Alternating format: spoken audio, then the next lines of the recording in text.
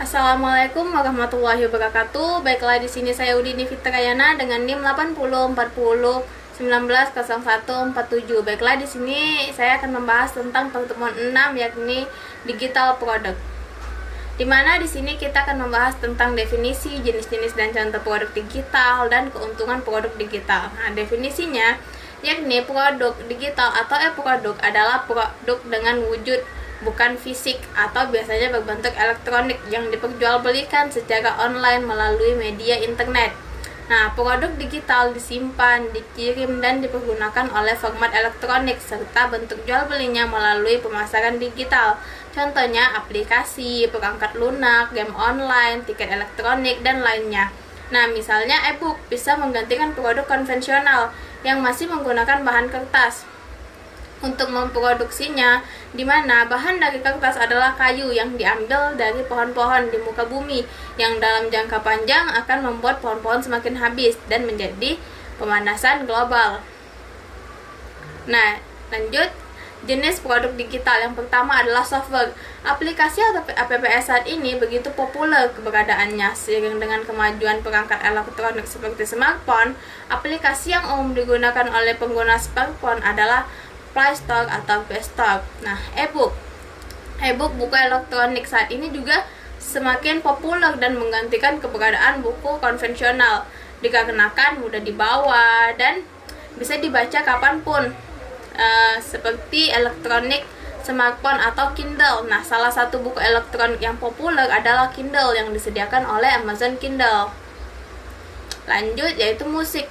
Musik adalah bentuk yang lain daripada produk digital, diperdagangkan setiap harinya, sangat populer melalui iTunes Store dan marketplace lain yang bisa diakses secara online, sangat memudahkan akses untuk membelinya secara resmi, biasanya dalam format MP3.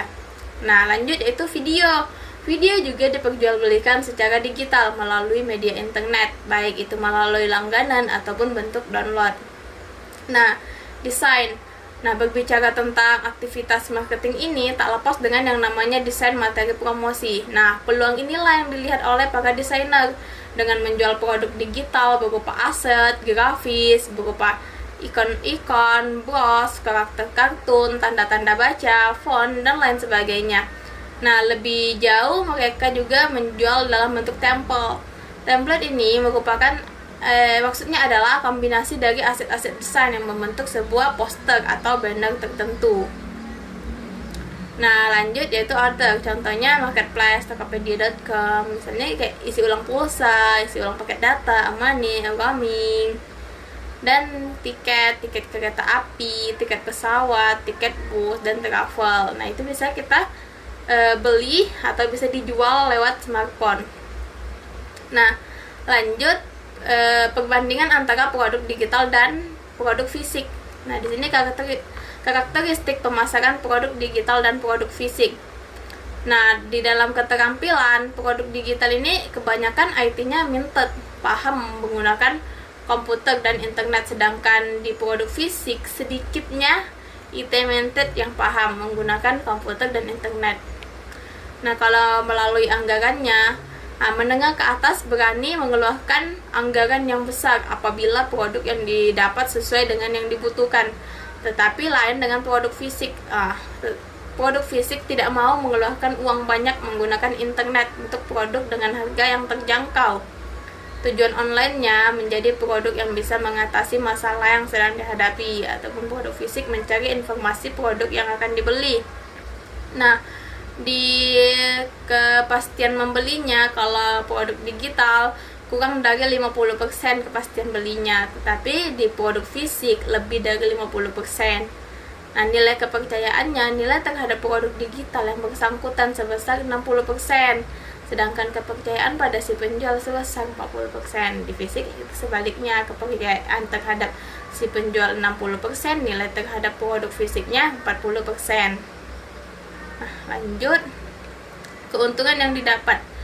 Nah, keuntungannya yang pertama mengurangi biaya produksi.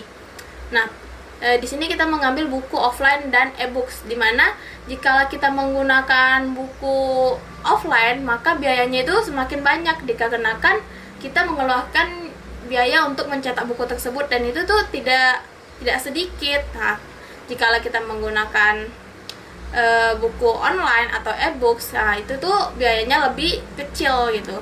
Dan keuntungan lain kita menggunakan e-books, nah mudahnya memperbanyak produksi karena ya kita tinggal mengcopy paste-nya baik gitu. Nah, lanjut, mudahnya jaringan bisnis. Mudahnya membangun jaringan bisnis merupakan sebuah keuntungan menggunakan produk digital. Mengapa demikian? Seperti yang kita ketahui bahwa pemasaran online serta dukungan banyak alat akan lebih mudah diakses dan mengembangkannya, seperti melalui media sosial, Google, dan lainnya. Maka dengan demikian penyebar luasan produk akan lebih mudah.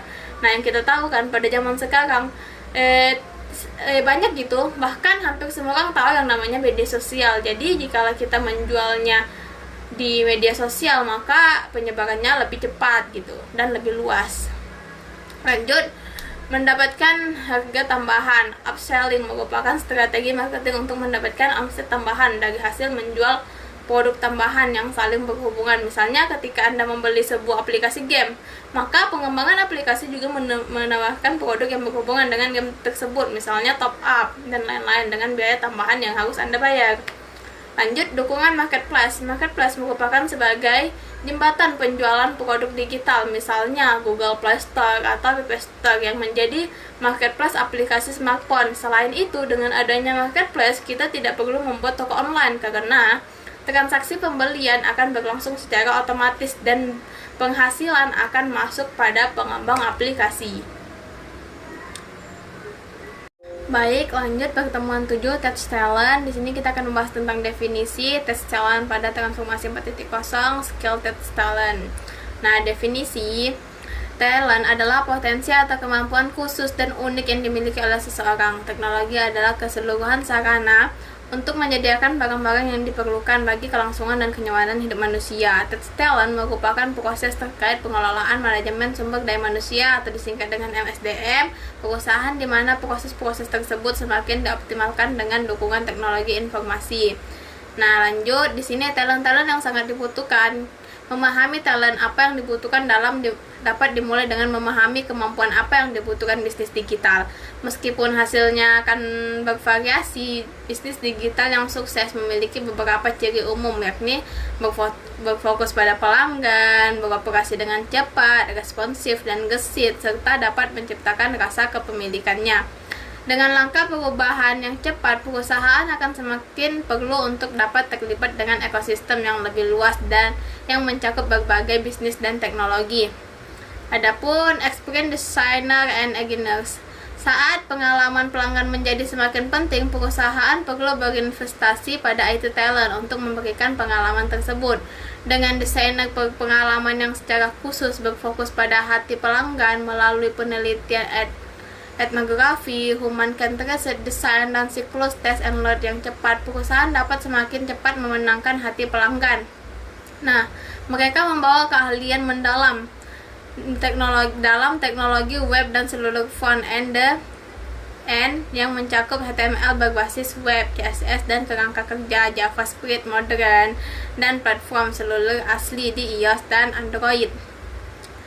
Nah, Scrum Master dan Agility Coach adalah inti yang menggerakkan mesin teknologi. Keberhasilan pendekatan Agile bergantung pada kepemilikan Scrum Master yang mengelola tim selama proses pengembangan. Scrum Master membutuhkan bukan hanya kepemimpinan yang hebat dan kemampuan timnya, tetapi juga pemahaman yang mendalam tentang teknologi dan kemampuan yang menyelesaikan masalah yang cepat. Product owners. Peran ini sering disebut sebagai manajer suatu produk digital. Pemilik produk dengan jasa mendefinisikan visi suatu produk atau layanan diberdayakan sepenuhnya untuk membuat keputusan yang memberikan nilai bisnis yang tinggi dan berfokus pada KPI untuk melacak kemajuan pemilik produk beserta langsung dengan pengembangan insinyur, desainer, pengalaman, dan pemangku kepentingan lainnya dalam bisnis setiap hari. Full stack architect. Peran ini sangat penting dalam lanskap teknologi yang lebih kompleks dan cepat berubah. Dan harus fasih di semua komponen teknologi yang mencakup antarmuka pengguna web atau seluler, layanan microwindower, dan database backend, dan memiliki kedalaman di satu atau beberapa area. Ketika bisnis semakin terlibat dengan ekosistem, teknologi eksternal dapat memberikan keahlian dalam perangkat lunak, paket pihak ketiga, kelancaran dalam beberapa teknologi, berkembang biak terbaik, dan pengalaman dengan strategi integrasi multi teknologi. Next Gen Machine Learning Engineers.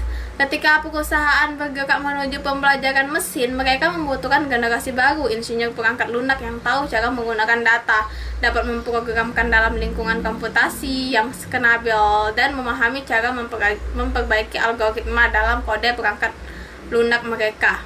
Dan mereka fasih dalam teknologi komputasi terdistribusi, memiliki pengalaman menggunakan algoritma pembelajaran mesin yang berbeda dan menerapkan secara efektif, dan pemahaman pertukaran dengan pendekatan yang berbeda.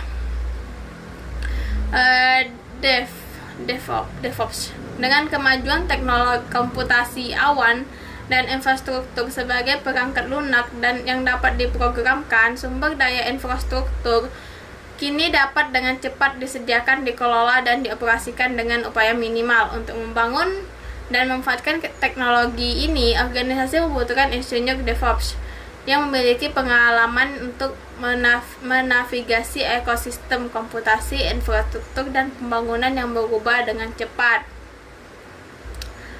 Meskipun teknologi bukan satu-satunya elemen yang menyukseskan transformasi digital, ini merupakan aspek yang paling penting dan kompleks. Mengenali IT talent yang Anda butuhkan dan bagaimana cara mempekerjakan dan memaksimalkan keahlian mereka merupakan salah satu cara melakukan transformasi digital ini dengan benar. Untuk para IT talent sendiri, daftar ini merupakan karir yang dapat dipilih dan dikembangkan dengan tepat. Nah, skill.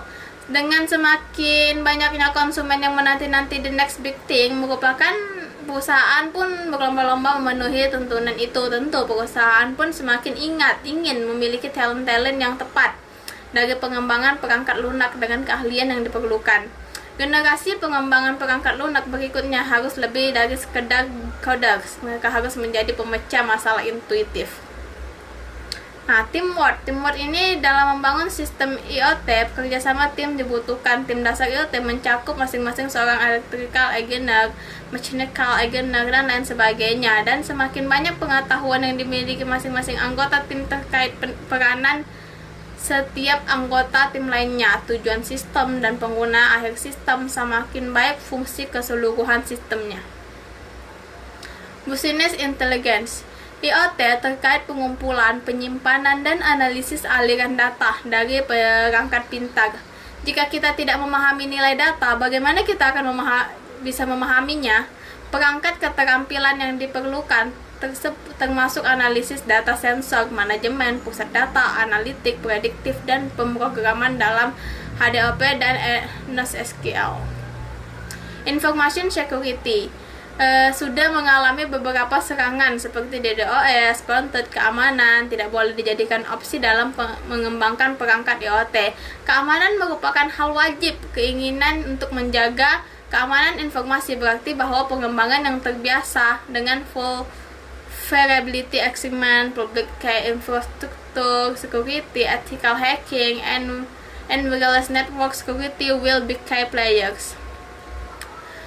UI atau UX design merupakan pengetahuan umum. Jika konsumen tidak akan membeli produk yang tidak bisa mereka gunakan antar muka antara alat dan yang konsumen gunakan harusnya efektif dan mudah ramah penggunanya. Responsive web design dan service design merupakan skill yang sangat dibutuhkan pada aspek ini.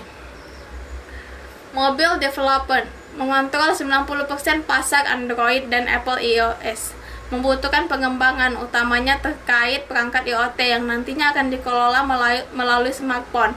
Kemampuan khusus yang akan lebih dicari ialah untuk mengembangkan aplikasi yang dapat berkomunikasi dengan perangkat keras dan sensor eksternal.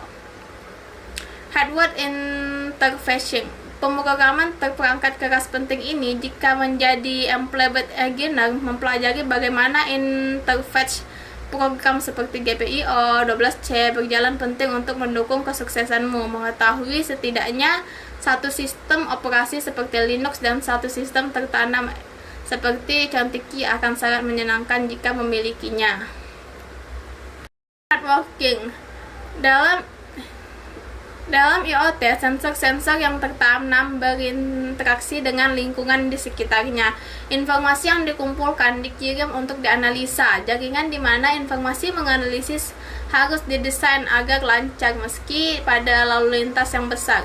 Harus aman serta dapat diandalkan. Pengembangan harus mengetahui dasar-dasar OSI, bagaimana protokol konektivitas bekerja, dan apa standar terbaru dalam komunitas IoT. Automation. Sebuah survei di McKinsey menemukan bahwa 40% dari nilai IoT berada dalam operabilitasnya, diberikan dengan sejumlah besar data dan antarmuka pengembangan yang tahu bagaimana menghubungkan pengujian OP otomatis dengan pengujian manual akan menjadi orang-orang yang benar-benar membawa produk mereka ke pasar. Design for data. Big data memacu IoT dan pekerjaan dari off-the-wall engineers, network engineers, dan UX engineers adalah memastikan bahwa data bekerja dengan mulus bagi pengguna. Kota-kota mulai membuka big data mereka dengan tujuan agar pengembang memecahkan masalah infrastruktur dan memberikan solusi-solusi inovatif. Kemampuan membaca dan menafsirkan data dengan cara yang berarti akan paling dicari.